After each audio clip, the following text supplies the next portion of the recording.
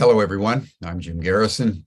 I want to welcome you to this session of Humanity Rising, which is our final session for 2022. We've been broadcasting essentially nonstop since May 22nd of 2020 as we traverse the pandemic and made a commitment that as long as the pandemic endured, Humanity Rising would continue to broadcast. And we've done that. Even though the pandemic has largely subsided in most of the world, there are still areas, China being one very dramatic example, where the pandemic continues to plague the population. But I think it's safe to say that Humanity Rising has now taken on a life of its own. And that's really an important realization for those of us at Ubiquity University and those of us who've been working on Humanity Rising, that we're now providing a service all over the world. We have people registered for Humanity Rising in over 130 countries. We have over 350 institutions that have co-sponsored with us. We've had over 2,000 speakers. We have covered every conceivable subject known to humankind one way or another. We try to go deeply. We try to keep up with current events. And we've done everything within the framework of what I would call Socratic dialogue. We believe in truth pursued rather than truth possessed. We believe that it is far more important to live in questions rather than to dogmatically assert answers. Fundamentalism is something that the human race needs to supersede as we deepen our realization that we need to rethink just about everything that we think is true. And the most fundamental realization we need to come to after being lost for centuries is that we are children of the earth. We are part of the larger ecosystem. We're not only part of nature, we are nature. And so as we come to the close of our year, I wanted to summarize that. And as we start, I'd like to just give a very brief preview of what's in store when we reconvene. We're going to take the holidays off.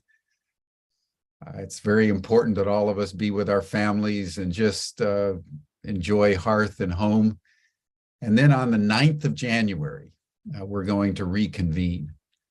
And we have a very dynamic program already in motion. Most of the sessions are already booked through the end of February into March.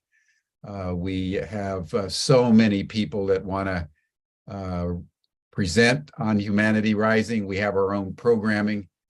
One of the major meta themes of the first half of 2023 is going to be on the notion of apology. How does the human race at this critical moment come into a real reckoning of how out of control it is, how out of alignment it is, and how far it needs to traverse to get back to center? One of the principal ways to do that is to recognize what all of us have done to create the world that we see around us, which is fraught with chaos, with violence, with prejudice, and within the container now of an entire world ecosystem that is spinning out of control. It's a safe statement, scientifically verifiable, that the entire human race, along with 1 million other species, now stands on the very brink. In fact, it's falling over the brink of the precipice of self-destruction. So we're going to really look at that as we begin 2023. We're also going to have programming As you remember, we've had programs on democracy, we've had programs on endangered species, we've had programs on youth at risk, we've had programs on regenerative health, we've had programs on spirituality, on the rising authoritarianism that is present all over the world, science, technology. So what we're going to be doing is creating, in some ways, a double helix between the programming on apology and reconciliation and healing that the human race needs to undergo. But also we're going to continue to develop our programming for Humanity Rising, because as you all know, there's a growing momentum toward the formation of the next phase of Humanity Rising, because we've been so successful over the last 2.5 years. There's the impulse to develop the Humanity Rising Network. So just imagine that in addition to my program every day, there would be other channels on youth, channels on democracy, channels on health, channels on women, channels on innovative technology.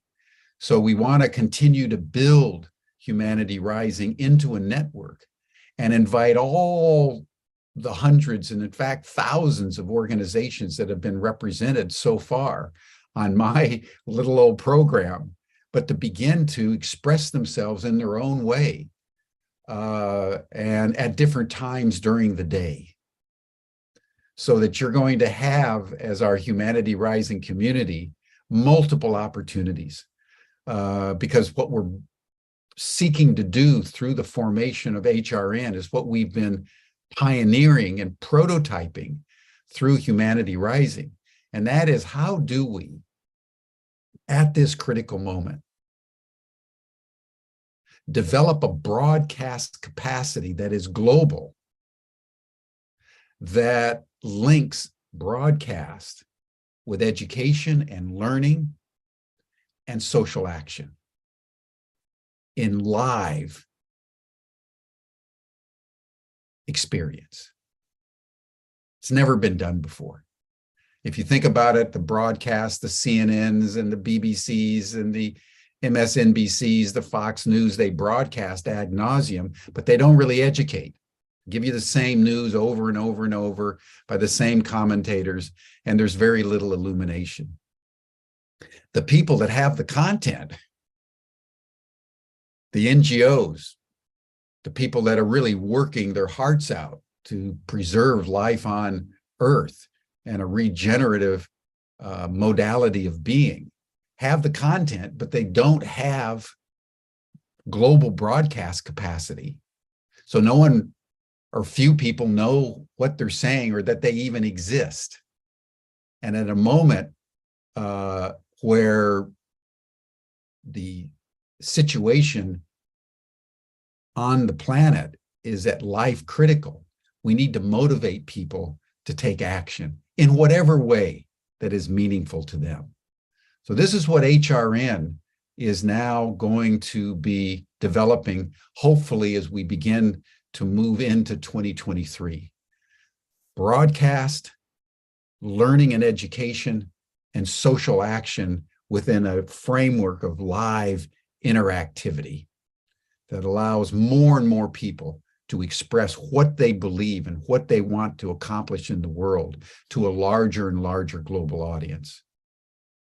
All motivated around taking the kind of actions we need to preserve life on Earth, because we've come to the understanding that the governments are not going to do it. We, the people, must rise together, and that's Humanity Rising. So that's what we have in store. Those of you out there that are interested in working with us, maybe volunteering, because we have to develop our social media, we have to develop our technology. We have a lot of work to do. So any of you out there that would like to get involved, be in touch with me or be in touch with Stan or Shannon or any of the people that have been so wonderfully supporting our growth and development. That's what we're going to be developing for 2023. So it's very exciting as we look forward to the new year. You know, you've heard me speak on many issues, but the bottom line for me and the bottom line for Humanity Rising is that the greater the crisis, the greater the opportunity. So we are tracking day by day, as you all know, the opportunity vectors in the growing crisis, in the deep belief that if we can encourage and promote and nurture all the goodness out in the world, somehow in a way that we can't even imagine, life itself, consciousness itself, will lead us, will guide us, and use our small little acts that seem so almost irrelevant in the face of the chaos in a way that ultimately will come together with all the others with a force that redeems. Let us just pause before we dive into our program today, and let us breathe together. You'll hear the sound of a bell.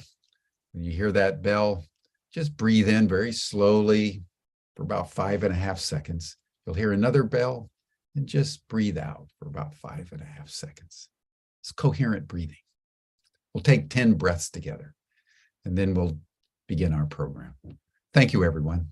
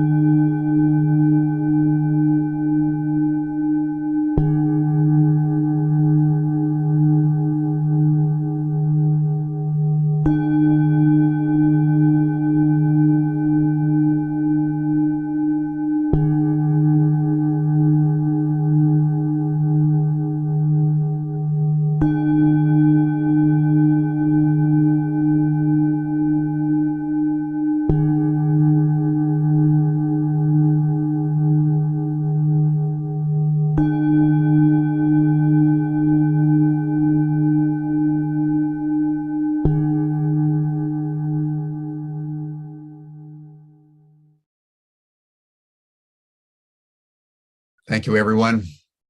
It is so good to breathe together with coherence, with love, and with deep empathy for all sentient beings. And trying to think through how to end our year. We thought a little humor might be in order.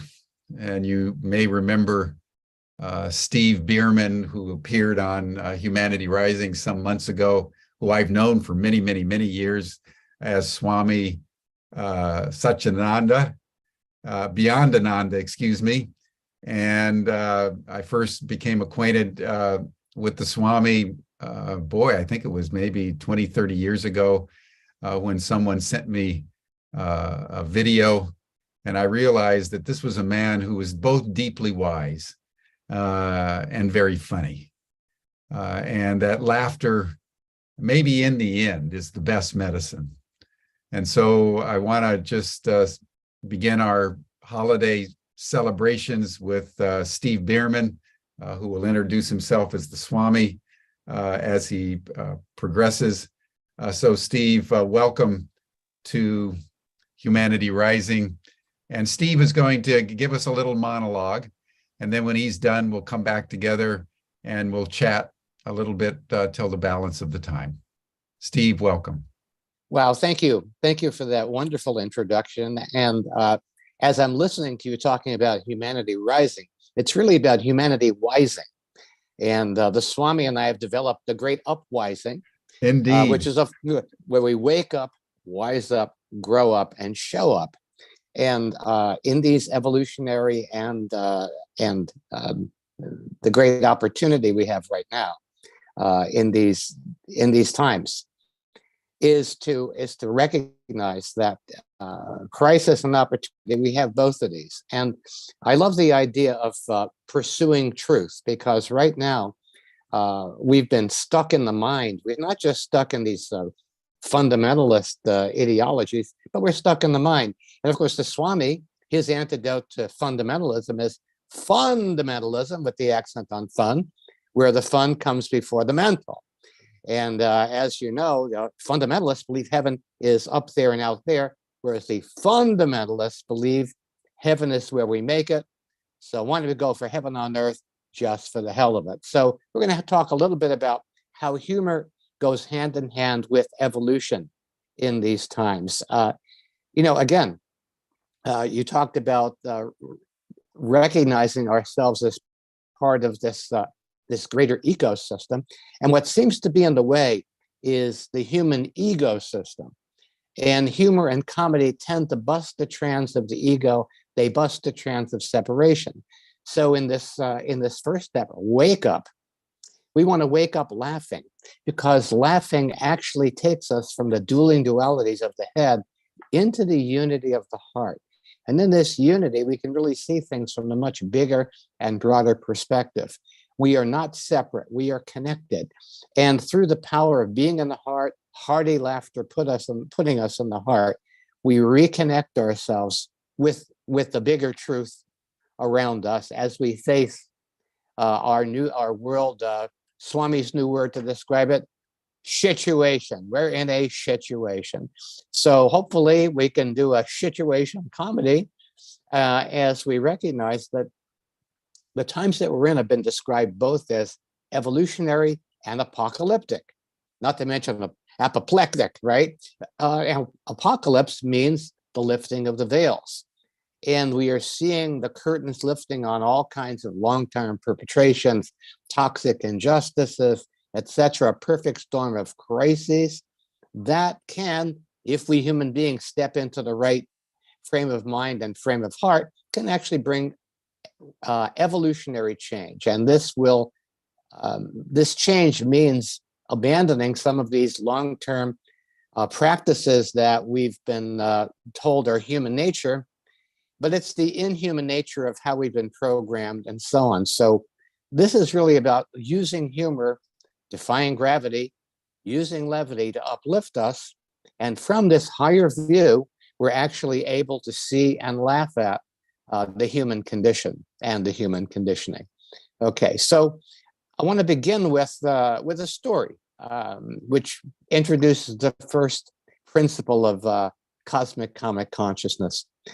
A number of years ago, my wife Trudy and I were traveling in Europe, and one of the people who we met and had a conversation with was a woman who worked as a translator. She was an interpreter at the European Union.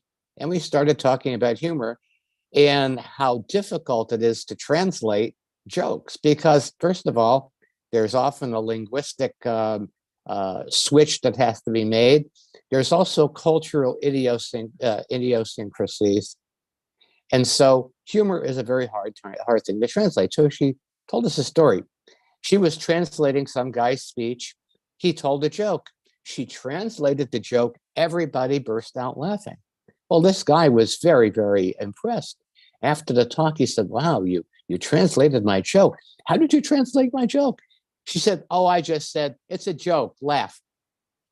And so ever since I heard that story, I've been using It's a joke laugh as a mantra to rebalance our consciousness and awareness when we're stuck in a problem or in a what I would call a laugh-threatening issue. Not life-threatening, but just something that makes us irritated, something that plugs us in, something that shrinks the possibilities that we're able to entertain. And life is full of surprises, not all of them funny, but you never had that. We've often said, a funny thing happened. A funny thing happened. So when a funny thing that's not funny happens, there is that practice of it's a joke laugh. Just use that as a mantra, as a reflection. It's happened to all of us. We've all had these embarrassing moments. And if we don't take it personally, we don't take it poisonally, right? So, one of the great non-dual practices that we've been working on, all of us who are focusing on using this evolutionary crisis to become an evolutionary opportunity. These mindfulness practices that we're doing want us to recognize ourselves as more of a place than a thing. And so when we're able to lovingly laugh at our current situation, we actually become more of the observer. We break the trance of the duality. And sometimes this is world changing. I remember many years ago, I heard a true story about what happened during the Cuban Missile Crisis. John Kenneth Galbraith, the economist, was there in a meeting of American and Soviet economists who were discussing the possible trade between the two countries. When news of the missile crisis hit, everything stopped. Tremendous tension in the room. And finally, one of the Soviet delegates rather timidly raised his hand and said, "I suggest we go around and tell a joke." And he volunteered to start. And his joke was, what's the difference between capitalism and communism? In capitalism, man exploits man. In communism, it's the other way around. And this entire room that was filled with this tremendous tension and fear burst out in laughter, and all of that energy, all of that emotional energy that was being stuck exploded. That was the beneficial explosion that happened. And they were able to return to business because this joke hit on all four levels: on spirit, the physical danger people were feeling, emotional, the emotional stress, the mental structures that needed to break for people to recognize that every ism is another dividing way of thinking, and all the isms in this new world that we're creating need to become wasms, things of the past. And finally, spiritually recognizing that we all have something in common, that we're all human beings, we're all part of the ecosystem, we're all part of the web of life and the web of love. The joke reminded us. Now, anything that we can do, and humor is a very, very powerful way to put the mind in a situation where it cannot solve things in a linear way and has to reach for a different kind of interpretation. One of my favorite stories is about the physicist Niels Bohr, who was being interviewed by a reporter. The reporter comes to his lab and she notices he has a horseshoe above the door. She says, "Oh, Professor Bohr, you're a great scientist. You actually believe that horseshoe is going to bring good luck?" He says, no, of course not. I think it's nonsense." And she says, "Well, if you think it's nonsense, why is the horseshoe up there?" He says, "Oh, because it works whether you believe in it or not." So laughter is one of those things that works whether you believe in it or not. And so next time you're faced with a situation that puts you in stress and you have the presence of mind to stop, take a deep breath. I really love the way that this thing began with us breathing together, which is my kind of conspiracy. The word conspiracy means to breathe together. And I think that we humans need an open conspiracy, a non-secret conspiracy where we breathe in love and breathe out love, or the Tonglen Buddhist practice is to breathe in the love and breathe out the fear, release all of that fear in the world, breathe in the fear and release the love. And so say to yourself, it's a joke, laugh. Because as the Swami would say, life is a joke, but God is laughing with us, not at us. The creator is watching the comedy channel. We're what's on, okay? So in this great upwising, let's remember to keep that perspective if we can. Someone once asked the Swami, how do you explain the suffering of all of those who don't have enough to eat? The Swami responded, well, that's easy to explain. What's harder to explain is the suffering of all of those who have plenty to eat. So start to recognize how the human mind imposes suffering by imposing separation. And through the power of humor, what happens when we laugh in the wake of the ha-ha, the realization, there's an aha, there's an insight, and then an ah, where we leave the dueling dualities of the head to the unity of the heart. Hearty laughter puts us in the heart, ha, ha, ha, right? Okay, so step one is waking up.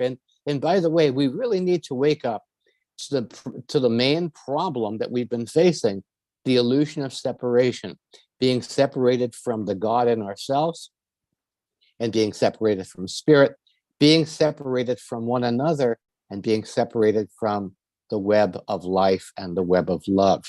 Okay, step two, wise up loving.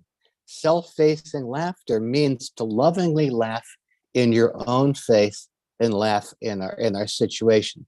We've all had this happen to us where, the ego, of course, wants us to look good, to be smart, et cetera, et cetera. And every now and then, the universe plays a joke on us. My wife and I were in Michigan some years ago visiting Trudy's sister, who lives on a lake. And it was summertime, and there's a bonfire around right by her place, right on the lake. And I'm there, and a lot of these people, they know I'm a comedian, but these are just kind of living on the lake, kind of working people in Michigan. And at some point, I see that there's an ember from the bonfire that's strayed onto the dirt. And being a good Boy Scout, good ex-Boy Scout, I went to stamp out the ember. But what I didn't realize is I was standing right at the ledge. And as I did this, I basically stepped off the dock and tumbled into the lake. And before everybody could laugh at me, my sister-in-law, Rita, looked at me and she said, "Are you saved?" And I kind of picked up on this. I go, "I am saved, praise the Lord." And I did this entire routine, which allowed me to take this embarrassing situation and become bigger than the situation by laughing at it. And as I took out my shoes and I emptied the water from my shoes, one of the folks on the dock said, "Hey, is this part of your comedy routine?" And I said, "Today it is." Because as the Swami would say, when you let people laugh at your expense, it goes on your karmic expense account. When I was a kid, I spent my deformative years in New York. And of course, my spiritual path as a child was baseball. One of my favorite baseball characters was Casey Stengel, who was manager of the Yankees at that time. And the old story was when Casey Stengel was a rookie, the fans in New York, for some reason, disliked him. Every time he came to town, he would get booed. So one day, Casey Stengel walks to the plate, fans boo him. He tips his cap, and a little sparrow flies out from under his cap. And everybody in the ballpark stood up and cheered, and they never booed him again. Now, I want you to think about this, a playful gesture opening the hearts of 20,000 New Yorkers. And so, of course, the moral of the story for me is if you're going to flip somebody the bird, make sure it's a real bird, okay? Abraham Lincoln was a master of this comic reframe to turn the joke on himself and build rapport with people, build connection with people. He was in a debate and one of his opponents called him two-faced. He said, hey, if I had two faces, why would I be using this one? So it's a very, very important and powerful process to not take things personally and consequently not take them poisonally. Very good friend of mine many, many years ago, who was in real estate when he was first starting out, came to work one day and found out that his partner had gone bankrupt and my friend had lost $90,000. Now, he was not amused. So he went to the restroom, went to the men's room to kind of splash some water on his face, and he took a look at this very sour expression that he had, and he decided to mock himself. And he looked in the mirror and went, ha, ha, ha, ha, ha, ha, ha, ha, ha. And he did this until he actually started laughing, kind of like starting your car. Ha, ha, ha, ha, ha, ha, ha, ha, ha, ha, ha. And all of a sudden, he started laughing. And what happened was he used that laughter to release all of the stress and tension.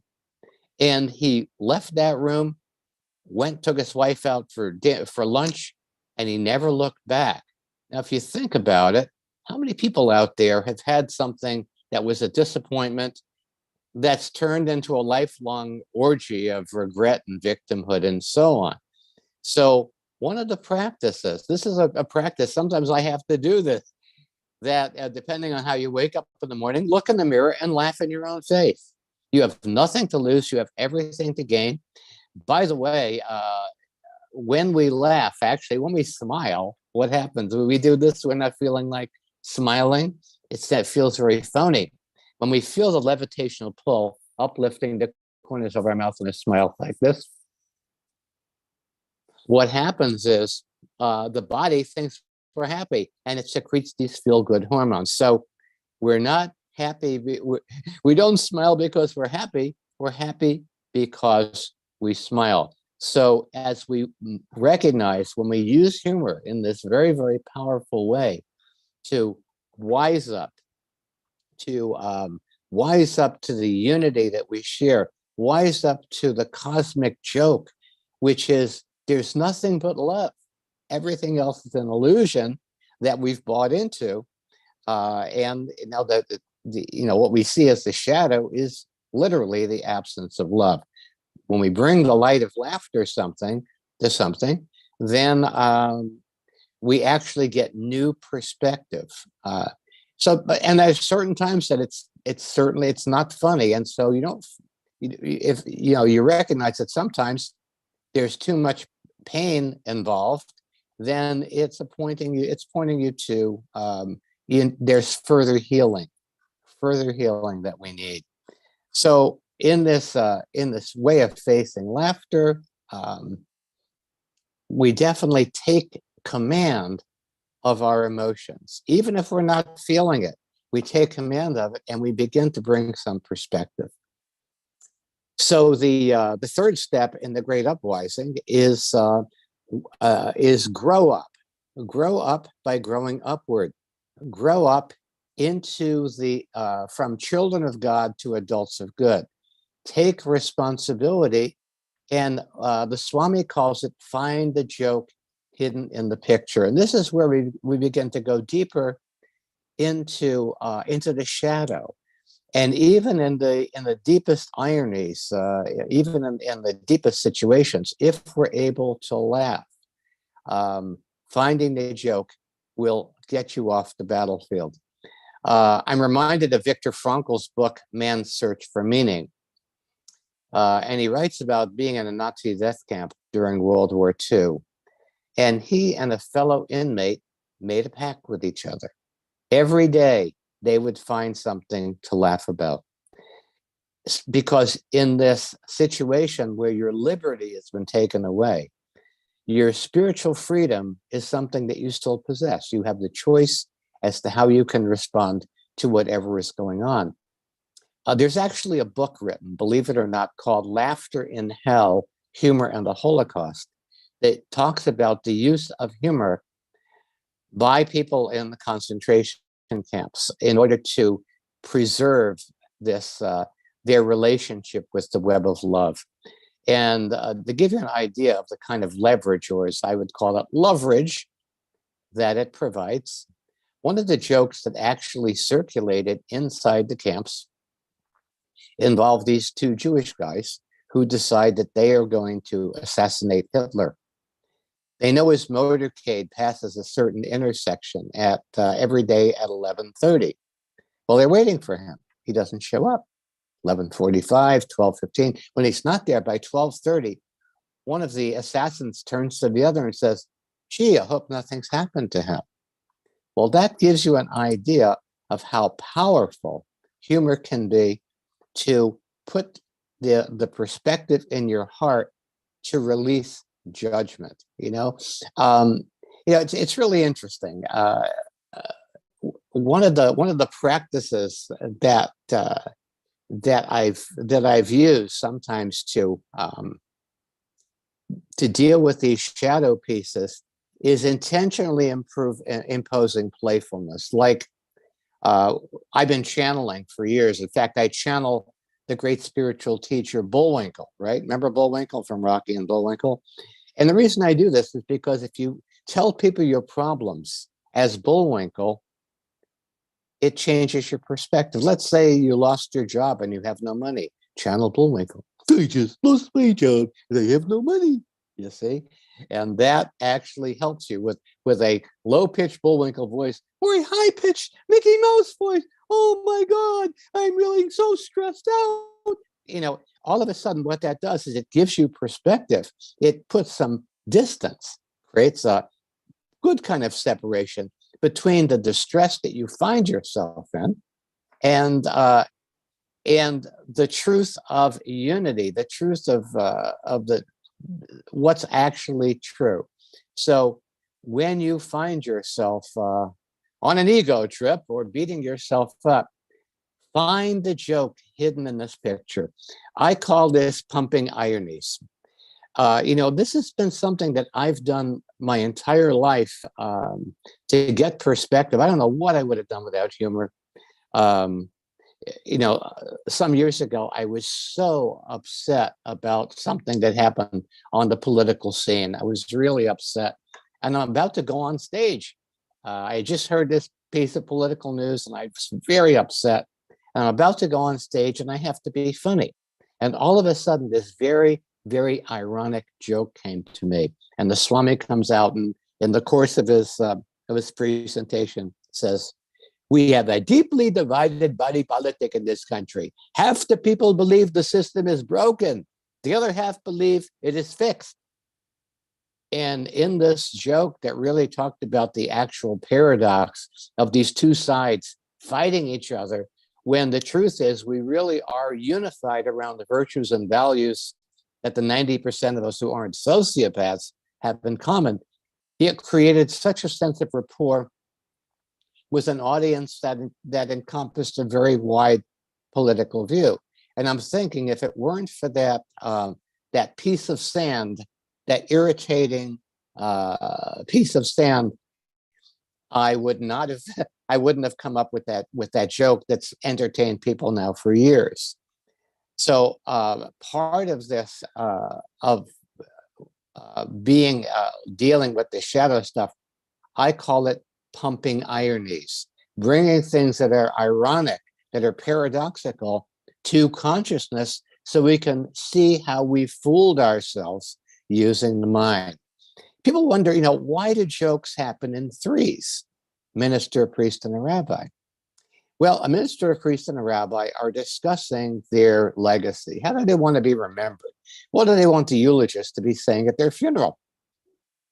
And the minister thinks, and he says, well, I want them to be saying he was a family man and a pillar of his community.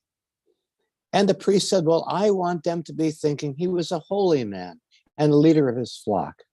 And the rabbi says, I want them to be saying, look, I think he's breathing. So what happens is comedy provides the third way when we're stuck in dueling dualities. And in that laughter, we release ourselves from the tight way that humor, that the situation is holding us. So the reason why comedy works in these situations is it reminds us that we're bigger than our situation. And it allows us to grow up and grow upward in spiritual awareness so that we can encompass more of the paradox and come up with true functional solutions. You know, when I first started doing this, a lot of my, of course, I was, doing comedy as a Swami to spiritual people who were very careful to not be judgmental. And so what the Swami did was, I hate judgment. I think people who judge are terrible. And people who blame are the cause of all the world's problems. So what comedy does, it creates this paradoxical situation where you're put in the contradiction of showing how your belief is really a joke because you're contradicting yourself. And so this is really the way of one of the great parts of the upwising is wising up to become somebody who goes deeper, who finds the irony, who is able to shine the light of laughter on the undarkened corridors of power and come up with something that's going to be helpful to people. And finally, the fourth step, show up. Show up on a new playing field, ready to play a new game off the battlefield, onto the playing field, thrival for each and all. And this final step, the show up in cosmic comic consciousness, is commit random acts of comedy. In other words, bring humor to the situation wherever you are. Bring heart-opening humor. Bring humor that brings people together. Now, my wife Trudy is a really good example because she didn't grow up around humor a lot. And in her adult life, she has learned to cultivate humor. And of course, the best kind of humor is something that happens spontaneously in a situation where it naturally happens and creates a healing. So right after the 9/11 attacks, she and I were on our way to a conference that should have been canceled. We were in the airport in Denver, and it was a very, very, very tense situation. There were troops. People were in fear. They were huddled. You can see the expression of people traumatized, shock and awe, terrorized. And at one point, as we're all waiting to board our plane, a guy comes by and he has a dog and a little doggy carrying case, and he puts the case down and unzips the case so the dog could get some air, and the doggy kind of pokes his head out like this. And Trudy walks up to the dog, and everybody in earshot, she says to the dog, "Did you pack your own bags today? Did any stranger give you anything?" And the dog's going, and everybody burst out laughing. Everybody burst out laughing because the joke was not making fun at the expense of the tragedy. It was a peripheral idea that took our attention away from that and put it on the natural humor of the universe. So I've been very fortunate in cultivating humor, and yet sometimes the universe plays a trick on me and a joke emerges that's a total surprise. Some years ago, I was doing a presentation for a HMO. I won't name the name, but it was something called the Physician Wellness Program. And boy, talk about paradoxical. I'm looking at these doctors, and they don't look very well. They look very stressed out. And of course, at this particular HMO, it turned out that most of the physicians were from third world countries as I'm looking at them. So here's a Swami. I am doing the Swami to these third world people. And it's going well, but the universe had a better idea. I'm in the middle of my presentation. All of a sudden, I'm interrupted by the PA, and over the PA we hear, "Your attention, please. Your attention, please. Will the owner of a white Explorer, license number BK3-450, please move your car? You're blocking traffic." And the Swami looks at the PA, he looks at these third world people, he says, "I've always believed that most of the problems in this world have been caused by white Explorers." I couldn't have set this up better. And in the moment, being tuned into cosmic comic consciousness, the Swami wears a turban and the feather is what tunes him in. That joke showed up. So I think when we're in that field out there in the world, we want to have our attention out. We want to be noticing potentially funny things that we could point out to people, because when we're actually in that state, we're in a space where we can be of help to other people. We could bring love and laughter to a situation where maybe it's going to change somebody's life. Maybe it's going to make a difference in that individual. That's going to be a life-changing positive thing. So I'm hoping that this short presentation gives you an idea of how humor and evolution, because we need to expand our view from this linear this or that into the bigger picture, and how laughter expands our mind and opens our heart. So that's the end of my quote unquote formal presentation. Jim, if you have questions, if there's people on the chat room, in a chat room who have some questions, now is the time. Thank you, Swami. I'm very struck by your dexterity in potentially awkward social situations, that you can turn them around, whether you're falling off a pier or in an airport, having heard about the white explorers. So, I mean, I just want to acknowledge the dexterity of your mind and your intelligence. And I would love to start, since you've studied laughter so much, why do they say, from a physiological or psycho-emotional point of view, that laughter is the best medicine? I remember when I was a kid, we would get the Reader's Digest, and there was a section in the Reader's Digest just that was entitled "Laughter is the Best Medicine," and I looked forward to it every month. It was the first thing I would read was just the jokes that they had, and I admired them, very, very deeply. And I always feel better when I laugh. But why is that? What is it about laughter that is medicinal on the human being? Well, I want to refer back to Norman Cousins, who wrote a book called Anatomy of an Illness. Back in the 1970s, Norman Cousins, who was a well-known writer, journalist, was struck with a very, very life-threatening illness. The illness is so serious that I can't even pronounce it. That's how serious that illness is. And so instead of going to the hospital, he had also read about healing humor, probably read that same Reader's Digest, laughter is the best medicine, like you, I used to love that column too. He checked into a hotel room with Marx Brothers movies and Candid Camera reruns. And he got well, and he wrote the book Anatomy of an Illness. And at that point, the medical establishment decided to seriously study the healing power of laughter, which is kind of like, well, it works in practice, but does it work in theory, right? And so, but when they studied that, they found, first of all, that laughter produces endorphins, which are a natural painkiller, right?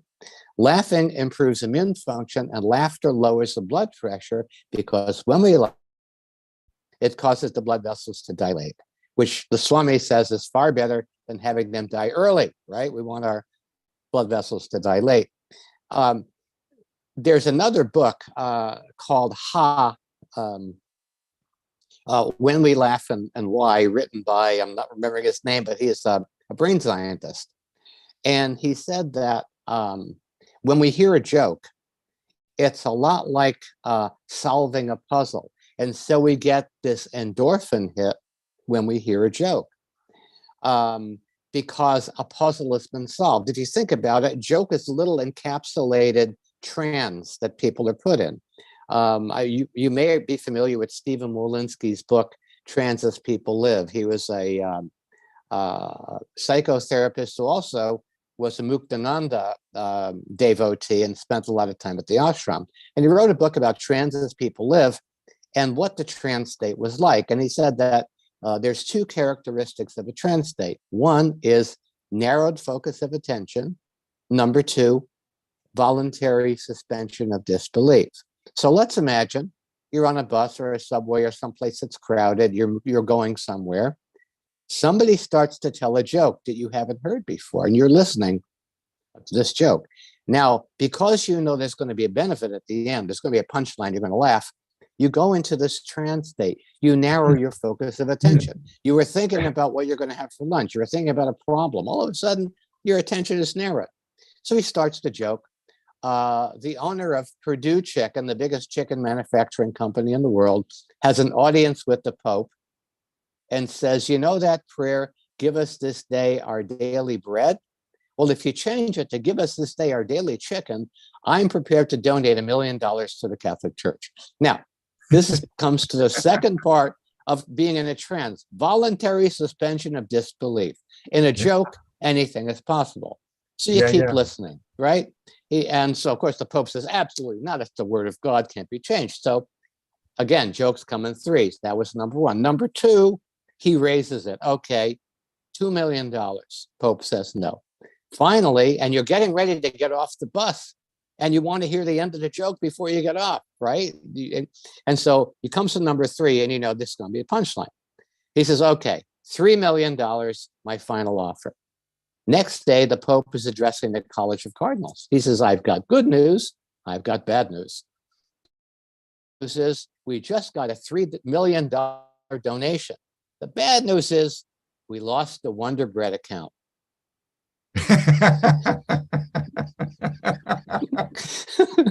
Right? And so, boom, you explode in laughter. That entire trance ends, right? You transcend the trance, you end the trance, the joke is over. There's no need to be with the Pope and the guy anymore. Your stop comes and you get off. And so part of the reason why humor works is it puts us in a trance state. It distracts us from something that we may not need to be involved in. It elevates us from that lower state. And by the way, humor is healing. Healing means restoring wholeness. So that can happen physically, emotionally, mentally, and spiritually. And like the first story I told about the Cuban Missile Crisis, that joke healed on all four of those levels. That's extraordinary. That's extraordinary. I hadn't really thought about there's the process of the joke, you know, that anticipatory waiting has a chemical effect on your body. Then the release into joy has another chemical effect on your body, and it's all good. It's all kind of healthy for your overall system. Exactly. You know, it's a kind of like, well, people say, what's the secret of telling a joke? Oh, the punchline goes at the end. Right? And so you might want to recognize like the shortest joke in the world, Henny Youngman, take my wife, please. How many? 4 words, right? And a space. See, what happens is when jokes come in threes, number one sets up the premise, number two reinforces the premise, number three upsets the premise. And we laugh because we've been tricked. We love being tricked like that. Yeah. Steve, I want to bring in a good friend of yours, Kurt Kruger, who's also very much into laughter, and in fact had convened the panel, everyone, some time ago about laughter, on which Steve participated. And so, Kurt, I just had an idea you may want to join, and because the subject is, why is laughter medicinal? Why is laughter the best medicine? And thought you might want to share your perspective. You're on mute. Oh, he's immutable. But, no, I finally have my mic on. I'm a micer. Oh, when we laugh, what happens? The whole body moves. And when it releases the tensions in it. And so there's all kinds of laughter, as I put in the little chat, you know, and some people will do the knee slapper and so on, and some people hee-haw. I mean, it's just crazy how people can create their own laughter, but oftentimes we get stuck in a particular laugh. So I challenge people to be able to explore laughing in different ways. So how about you guys? You want to laugh a different way?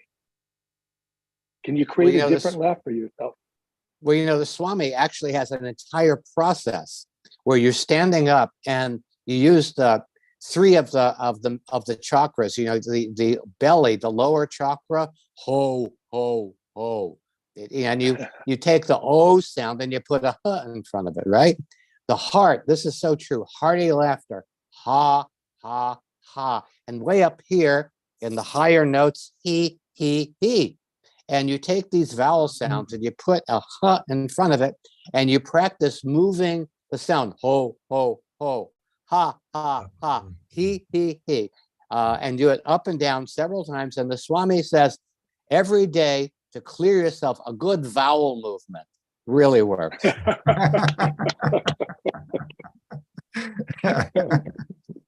Oh, that's Santa Claus. Ho, ho, ho. Exactly. Yeah, that's very true. There's what they call the belly laugh. Yeah. And then there's other kinds of laughter, but I mean, and that's always associated with Santa Claus and the ho ho ho. I hadn't made that connection till just now, that the ho ho ho emanates from the belly. Yeah, it really is a full body experience. And laughter yoga. I mean, laughing for no reason is a good enough reason to laugh. And those people will actually do the physical aspect of laughter. They'll just keep doing it, and it just is a total release. Now, of course, I think when you add the element of comedy, that really allows the mind to release some of its rigid thought systems and rigid beliefs. And I think that's probably the most powerful unifying force. Talk about minister, priest, and rabbi. A number of years ago, I was giving a talk at a health conference, and I was talking about irony deficiency. Seeing a doctor won't help it. Seeing a paradox will, right? And so one of the, pumping ironies, one of the ironic things, the oxymorons I talked about was, people who call themselves pro-life but believe in the death penalty, right? Well, At the end, a woman comes up to me, and obviously she was part of the pro-life movement. She was upset with me. She was upset because I was making fun of her way of belief. So I told her a joke, and she didn't know I was telling her a joke. I said, a minister, a priest, and a rabbi are on TV, on a TV program. I watched this program, and they're discussing when life begins. And the priest said, life begins at conception. Woman shakes her head, yes. She's shaking her head, yes, because doesn't know I'm telling her a joke. The minister said, life begins at birth, and she's shaking her head, no. And then the host asked, Rabbi, when does life begin? Rabbi says, life begins when the children leave home and the dog dies. This woman burst out laughing, and she hugged me. That was a great moment in cosmic comic consciousness, in breaking the trance of separation and breaking us out of those fundamentalist beliefs. And by the way, you don't have to be religious to be a fundamentalist. I've met fundamentalist atheists and fundamentalist, people who believe in science as a religion and so on. And, any rigidified belief system, the Swami says, love lives in your heart, beliefs lie in your head. And so we have many lies in our heads that have been running us and creating this separation that causes us to project evil on the other, when really the human heart is what needs to be healed, and it's something we do together. And I think that, to paraphrase Benjamin Franklin, if we don't laugh together, we'll all cry separately. Yeah. Well, let's turn to that deeper, I would say more profound aspect of laughter. I noted that you had your 4 stages, and Ken Wilber, has his with wake up, grow up, clean up, and show up. Yeah. And I would love to have you go a little bit more deeply into those stages of really moral development, because Ken Wilber, at the end of 40, 50 years of writing about integral philosophy, has reduced his whole teaching, if you think about it, to just wake up, grow up, clean up, and show up. So speak to us a little bit more about that. Actually, I just became aware of that a short while ago. I'm familiar with Wilber's work, but I didn't know he did that. So the wake up, and by the way, it's not even it's more of a sequence that any adult can do. And the waking up, I'm finding, is waking up to the illusion of separation, waking up to how we've separated ourselves from spirit, from our true nature, from other people, from the web of life, and from the web of love. Trudy and I, my wife and I, have a game that we play.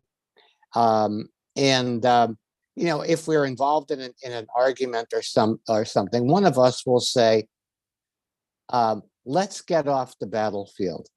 And the other one will say, but I wasn't done being right yet. So what you have to recognize is that to counter, if we want to connect with the planetary ecosystem, we need to address the human ecosystem. And when we lovingly laugh at of our human nature, we don't have to defend ourselves. I'm working on a podcast, doing a podcast with Michael McSente, a transpartisan podcast to end the partisan trans. And our slogan is off the political battlefield, onto the cooperative playing field. And the battlefield is battlefield where the ego wants to be right. The battlefield where we want to put our minds in control rather than have our true loving nature in command. And so anytime we can bust ourselves for judging another, because we're really judging ourselves, and we're stuck on this battlefield of this versus that. And so the waking up, wake up laughing, laugh at our silly ass selves, at how we have all of the tools and resources to live magnificent lives. And through our programming, through what's in our DNA, through having lived of thousands of years under the rule of the lowest common denominator, we end up replaying that. And part of the consciousness of awakening is awakening to that, not judging ourselves, go, aha, ha, ha, ha. And then second step, put ourselves in the heart, wise up, loving. The great upwising is recognizing the power of love and coherence. That's what we have. It's not only what can one person do, but what can we do together? And one of the great projects I've become involved with Elaine Park is something called the 12 Habits of Unity. And I'll show you a slide on that. But this is really about cultivating those habits that allow us to awaken and awisen, and to bring love, not just to our hearts, not just to our meditation, but to actually practice these habits in the world so that we are more helpful, so that we are more grateful, so that we do forgive, so that we do know ourselves and consequently respect the individual and others. This is a practice. When Bruce Lipton and I wrote Spontaneous Evolution, we made a promise. And we said the subtitle was Our Positive Future and How to Get There From Here.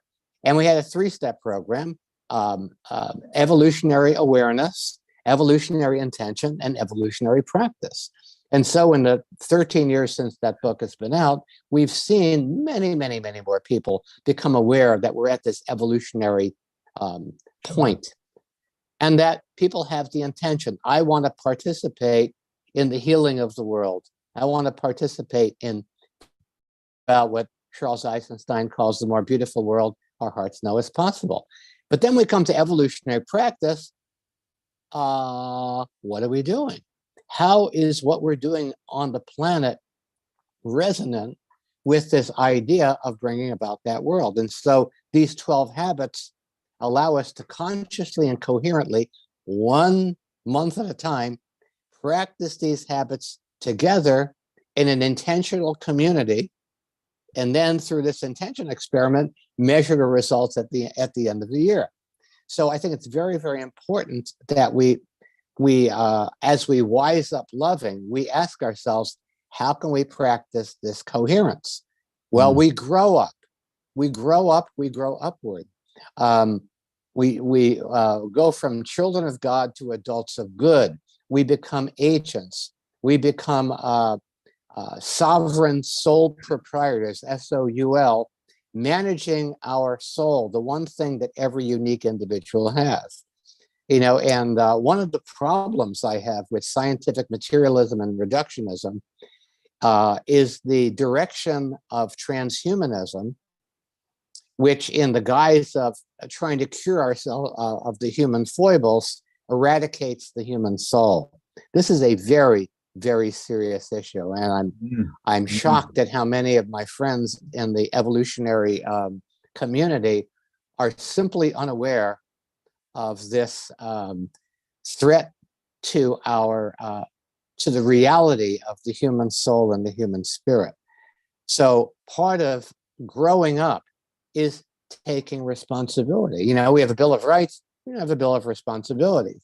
One of the reasons why the American Revolution devolved into the American devolution, and we're in the situation that we're in right now, is because we the people, have given up our sovereignty. We've abdicated our agency, and the only way to get it back, the only way to get it back is through coming together as this we the people entity to seek the whole truth together.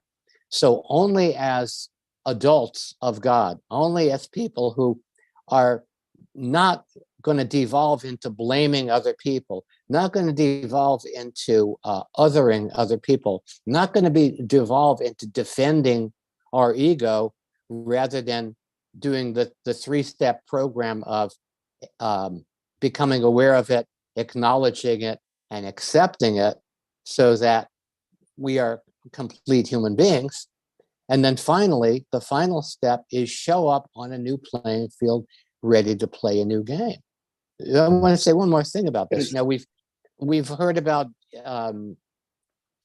evolving the Declaration of Independence into the Declaration of Interdependence, and we've seen many of these global calls for interdependence. But in order to have the interdependence, first you have to have the inner dependence, that connection, that singular connection with spirit that every individual has, that can't be mediated or mitigated by a religion. That's simply a pathway to get there, but it's the goal. What Alan Watts said: why is it that that people look at religion as worshiping the finger rather than noticing where the finger is pointing and following that, right? So so we have that that idea of recognizing that we are actually in the process of living that and releasing those limitations of the battlefield, and getting off the battlefield is a very, very powerful thing. And in that space, we get to find the whole truth together and engage at a totally different level. And that's really what's required right now. I just, you made me reflect on this idea of this Kali Yuga and Satya Yuga. And I put in the chat about all these scriptures were written by men. And they're all serious, and they're all these wars and whatever it is, all these things of the scriptures. What's the new scripture going to be looking like for the Satya Yuga, the purest time period, where peace in everything and everything with peace happen, where we have a true utopia. And is it going to be written by women? Is it going to be humorous, which I think it would be, because it's all about fun. And that's what the future life is in Satya Yuga. It's all fun, lighthearted, having a good time. At least that's an image that I have in my head. So just a thought. Satya Yuga. I would love that Yuga, Satya Yuga. It's too bad we don't have a woman on board right now to be able to have a dialogue on this, to pull in and see if there's any comedians out there that are women or what. I don't know. But I love you guys and what we're doing. Let me suggest something about this. I want to go back to my colleague, another guy, Bruce Lipton, who says that what we call utopia, our cells would call health. In other words, there is, I love the word sanity, because sanity reflects not just a mental state, but its root is in sanitation. So there's something about this sense of coherence and sanity that is a real place to be. And so, rather than thinking of this new yuga as being a place of, angels and harps, it's a place where we have better problems to solve. Instead of solving the problem of people going hungry, problem of, wow, what kind of good food are we going to eat? Instead of solving the problem of a child having to worry about violence on the way to school, having the problem of, wow, how can we help this child achieve his or her fullest potential and be the purpose who they were here to be? So, and this is something that Elaine Park and I are doing with the 12 Habits of Unity, is that if you want to start your day in heaven and see what happens. When you actually allow yourself to say, I am a projector and a radiator of heaven on earth, you're going to encounter all sorts of things. But the one choice we have in life is our responsibility, our ability to respond in different ways. Certainly, I'm not the perfect guy. In fact, I've been invited to Alcoholics Anonymous meetings, for myself. So I'm not the perfect example of how to be the perfect person. That's not the point. The point is, when we find ourselves on the battlefield, it's a joke, laugh. Whatever it is that I'm battling about, it's my ego that's battling that. It's the one that wants to be right. And so the more we allow ourselves to live from this radiant space where we don't really know the positive impact of all of what's radiating out into the world. So it's not just having the meditation, like remember the transcendental meditation people back in the 90s went to Washington, D.C., and by having a critical of meditators in that city, they reduced crime by, I think it was like 15 or 20% in August, right?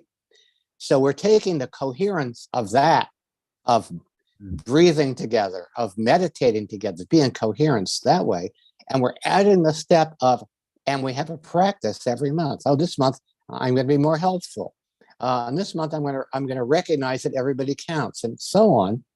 And through this coherent practice, we not just bring good thoughts, we actually allow those thoughts to translate into actions that become habits that change how we are in the world, and we're actually practicing evolution.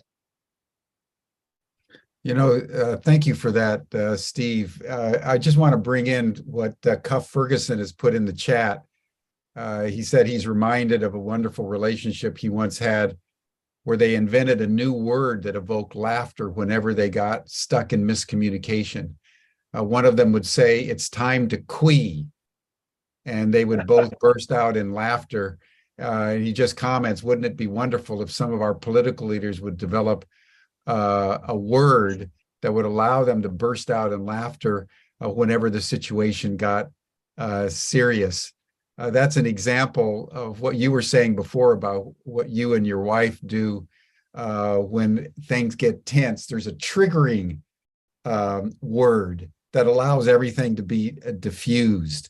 And that's probably an important practice we should all contemplate because sometimes the holidays can be very challenging. Being with our families sometimes isn't so easy. So that reminds me of no, go ahead. As we close today, just any last minute recommendations you would have for the holidays or practices that we can all adopt very easily, like what Cuff just put in, that enables us to diffuse tension and get a good belly laugh going. What you said about the holidays reminds me of the Ram Dass quote. He says, if you think you're enlightened, spend the weekend with your parents. So put that in the hopper, because again, there's that choice. The other thing is, you mentioned Reader's Digest very early on. So one of the, back in the 1980s, I was living in Ann Arbor, one of the jobs that I had was one of the first apps that was ever on computers. And I had to come up with 100 funny, clean jokes. And I went through Bennett Cerf. I went through all the old issues of Reader's Digest, and I'll share one because this is about the happiest man in the world. There's a psychiatrist, two psychiatrists been practicing in the same building for 25 years. After 25 years, one of them looks young and upbeat, the other looks old and beat up. And they're in the elevator together. They've never spoken. Well, the one that's old and beat up says to the other one, he says, you're a psychiatrist, right? The guy goes, yep. And he says, and you've been practicing for at least 25 years because I've seen your name. Yep. He says, tell me, how can you spend 25 years listening to people's problems and look the way you do? And he says, who listens?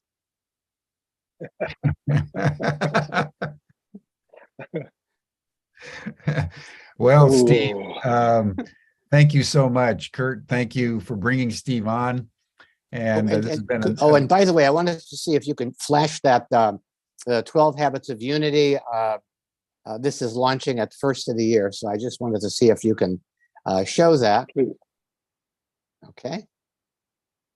This is a practice you have I'm it, Kurt? inviting. I don't have it, no. Oh, I think I sent it to. Oh. To George? George? Yeah. And what's her name? I sent it yesterday. I'm sorry, I didn't mean to. I didn't see it. Stop the flow here. But anyway, thank you, Steve. I think this is a good time to bring the session to a close. Okay, good. Humorous note for the holidays. Thank you, Kurt. I'd like to do one thing real quickly. Could I do this? Now, Steve might appreciate this. We're going to look through the heart. Everybody, put your heart that's over really your eyes and look through the heart. But look through it, and then we say this is the peace salute. So we say, zoom peace, and we're throwing the love out to the world, zooming the love out to the world, because love brings peace. Thank you, and have happy holidays. Love you guys. Thank you. Thank you. Thank you, Kurt. What a blessing. Thank you, Steve. Thank you, everyone. This will bring us to a close for today. You're all welcome to the after session chat group. You'll see the chat in the chat box that Stan just put in. Have a wonderful holiday. And let's come back on the 9th of January, ready for whatever needs to happen at that time to enable humanity to rise. Love you. Yes. Bye for now.